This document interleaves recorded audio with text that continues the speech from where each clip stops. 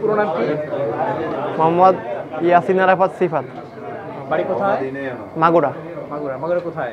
সদরে, সদরে না? গাংনি পাটখালী গ্রাম আর কি।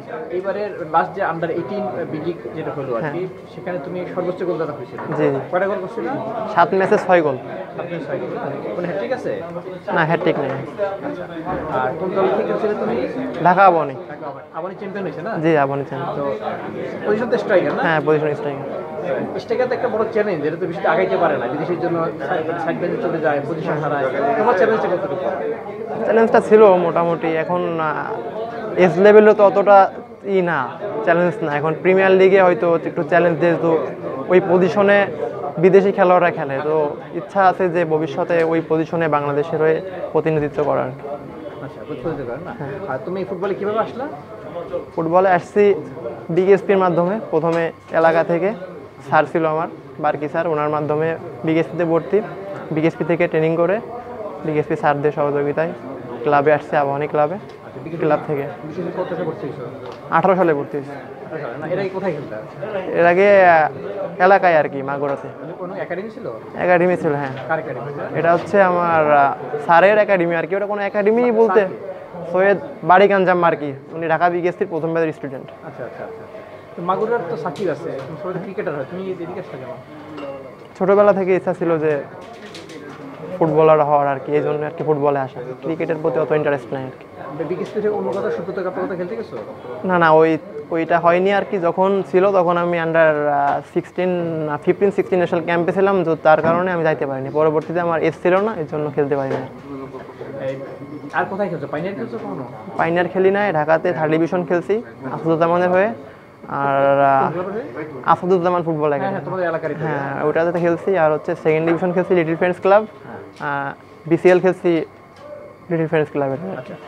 পাইনিয়ার খেলছো কত সালে? কয়টা গোল? পাইনিয়ার খেলি নাই। পাইনিয়ার খেলি নাই। আসাদুজ্জামান একাডেমি এটা কোথায়? ওইটা হচ্ছে আপনার 3rd ডিভিশন আর কি। 3rd ডিভিশনে কয়টা গোল তোমার? 3rd ডিভিশনে ওটা অনেক আগের। ফার্স্ট যেবার আসাদুজ্জামান খেলে আর কি, ওইবার ওটা 2টা গোল ছিল, মেবি 2 গোল। ওটা 18-19 বা এইদিকে আর কি। এরপর খেলছি হচ্ছে little friends club, 2nd division. BKSP থেকে টিম করছিল, ওইখানে 3 গোল, 2টা না 3টে অ্যাসিস্ট। ওইখানে খেলছে অন্য পজিশনে আর কি, উইঙ্গার হিসেবে। বিসিএলে অতটা সুযোগ পাইনি, জুনিয়র ছিলাম, সব সিনিয়র প্লেয়ারও ছিল। এখন তুমি কোথায় আছো?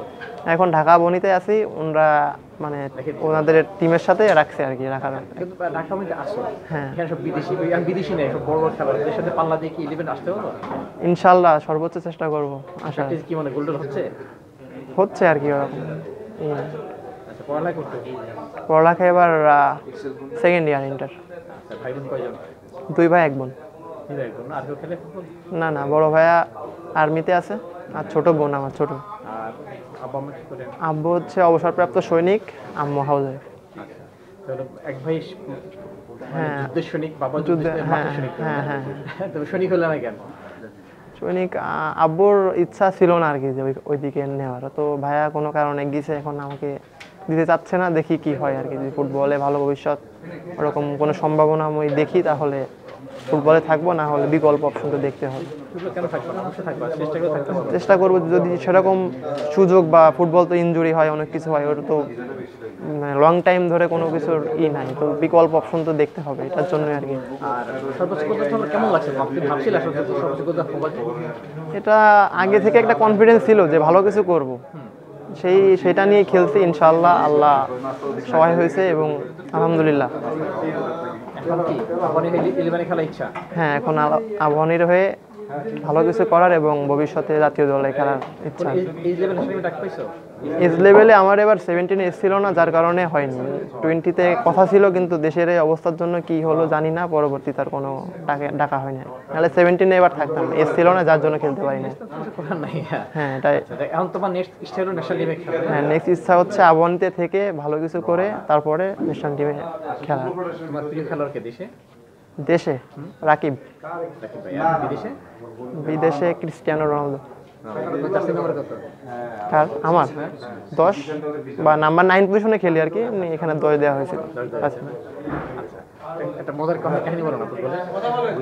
ফুটবলে মজার কাহিনী ওরকম কিছু তো মনে পড়ে না?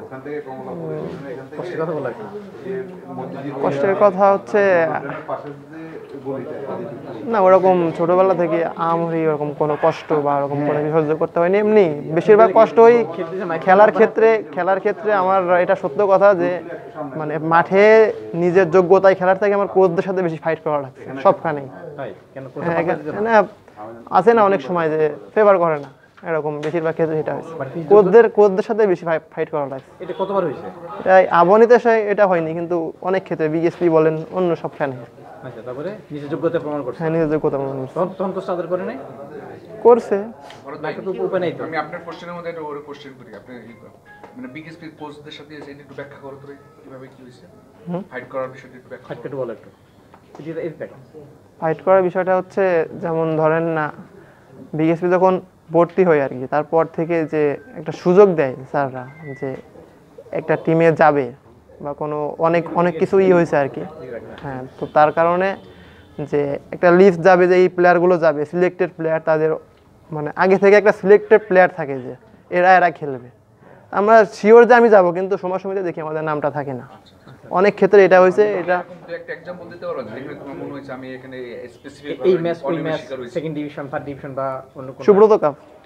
হ্যাঁ, বিএসপি। কত এটা আন্ডার 14। কত সালে? এটা হচ্ছে 2018 সালে। কোচ কে ছিল? কোচ ছিল হচ্ছে তখন রবি স্যার, আরও এখানে শিবু স্যাররাও ছিল, অনেকেই সিদ্ধান্ত নিয়ে এরকম করা হয়েছে। আচ্ছা, পরে আর তোকে নেয় নাই? পরে ওটা অনেক আগে অভিযোগটা সুনির্দিষ্টভাবে কার দিকে? না, ওরকম কোনো অভিযোগ না, এখন তারা মনে করছে এটা আর কি, এই জন্যই। বাট তুমি যোগ্যতা প্রমাণ করে আমার কাছে মনে হচ্ছিল যে আমি থাকা মতো, তো রাখা হয়নি, তাদের মনে হয়েছে রাখা হয়নি, তার কারণে রাখি নাই আর কি। বিকেএসপি আর কথা হয়েছে? না, পরবর্তীতে বিএসপি আমাকে সর্বোচ্চ সাপোর্ট দিছে এরকম। আচ্ছা, ঠিক আছে।